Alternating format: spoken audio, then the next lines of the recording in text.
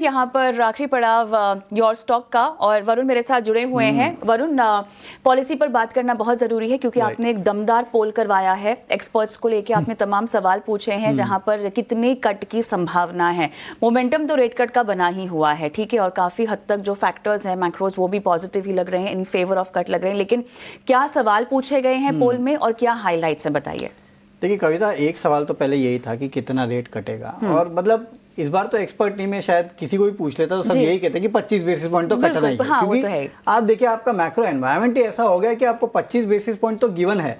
तो सबके सब एक सुर में कह रहे हैं, 87% के आसपास के पोल पार्टिसिपेंट्स ने कहा कि हाँ इस बार 1/4% रेट कट होगा। लेकिन सबसे इंटरेस्टिंग मुझे ये लगा कि कुछ ये भी सोचे कि 50 बेसिस पॉइंट का रेट कट हो जाएगा।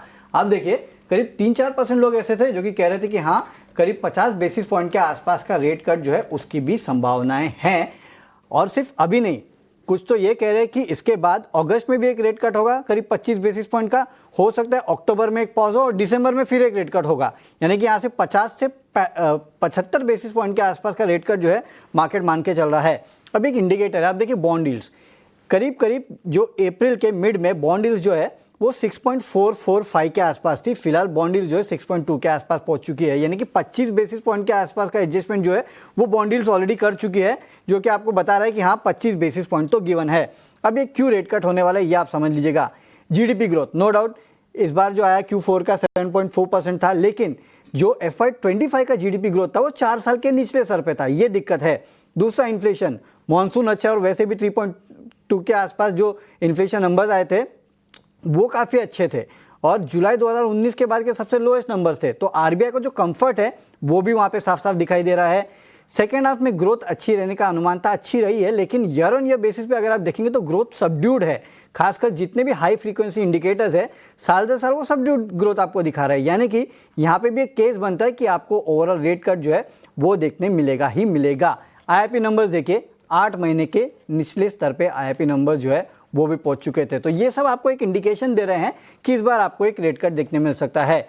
नो डाउट लिक्विडिटी पे आरबीआई ज़्यादा कुछ करेगा नहीं शायद, क्योंकि मई और जून में लिक्विडिटी कंडीशन जो है वो सुधर चुकी है, और वैसे भी रेट कट के बाद लिक्विडिटी और सुधर सकती है शायद इसके लिए। तो लिक्विडिटी पे आपको कोई बड़ा बैन शायद देखने ना मिले आरबीआई की तरफ से। लेकिन आगे की ग्रोथ को लेकर आरबीआई क्या कहता है, क्योंकि देखिए एकोमोडेटिव स्टैंस था वो इस बार भी रहेगा, और आगे को लेके अगर आरबीआई कहता है कि इन्फ्लेशन इन्हीं लेवल पे रहेगा और जीडीपी ग्रोथ जो है वो भी थोड़ी सबड्यूड रहेगी, तो आप समझ लीजिएगा इसके बाद और 2 रेट कट जो है वो नक्की है। तो इस बार तो है ही, शायद और 2 रेट कट आपको देखने मिलेगा। आरबीआई जो आगे के प्रोजेक्शंस देता है ना उस पर आप नजर रखिएगा। बिल्कुल, और राजेश के साथ जुड़े हुए हैं। राजेश देखिए, पोल में तो हमने एक्सपर्ट्स की राय यहाँ बता दी है, लेकिन पूरे बैंकिंग स्पेस में फिलहाल आपका फेवर कहाँ जाता हुआ दिखाई दे रहा है? पीएसयू बैंक पैक आपको इंटरेस्ट कर रहा है, या निजी बैंकों में आप कोई रणनीति चार्ट्स के बदौलत इनिशिएट करने की सलाह देना चाहते हैं? जी, दोनों जो प्राइवेट स्पेस हो या पब्लिक स्पेस हो, तो दोनों में जो फ्रंटलाइन काउंटर्स है वो काफी अच्छे लग के आ रहे हैं। जैसे कि आप बात करें एचडीएफसी बैंक की, तो एचडीएफसी बैंक काफी समय से एक रेंज में ट्रेड कर रहा था, एंड आज इसमें एक रेंज ब्रेकआउट देखने को मिल रहा है। तो एचडीएफसी बैंक यहाँ से फर्दर आपको देखने का मतलब पॉजिटिव मोमेंटम की तैयारी में है। सिमिलरली अगर आप आईसीआईसीआई बैंक देखें तो आईसीआई बैंक में भी काफी अच्छा एक रिवर्सल हो रहा है अपने अर्म स्तर से। तो आईसीआईसीआई बैंक, एचडीएफसी बैंक, और जब हम पब्लिक स्पेस के बारे में बात करें तो रिसेंटली पीएसयू बैंक्स में काफी अच्छा ट्रैक्शन देखने को मिला था मिड स्पेस पीएसयू बैंक्स में, बट उसमें स्टेट बैंक ने इतना पार्टिसिपेट नहीं किया था। बट स्टेट बैंक भी काफी अच्छे लेवल्स पे बेस बन रहा है, एंड एक्सपेक्ट करें कि स्टेट बैंक भी यहाँ से 840 टू 850 का एक अपमूव दे सकता है। तो तीनों जो फ्रंटलाइन काउंटर्स है HDFC, ICICI and state bank, तो तीनों काफी अच्छे लग के आ रहे हैं।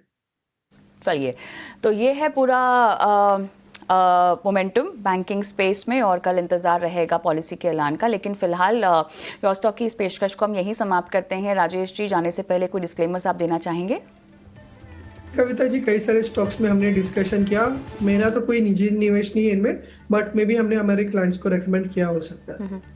धन्यवाद, आपका समय दिया, तमाम सवालों के जवाब भी दिए। और इसी के साथ मुझे और वरुण को भी इजाज़त दें, एक छोटा सा ब्रेक लेंगे हम, और ब्रेक के उस पार लेकर आएंगे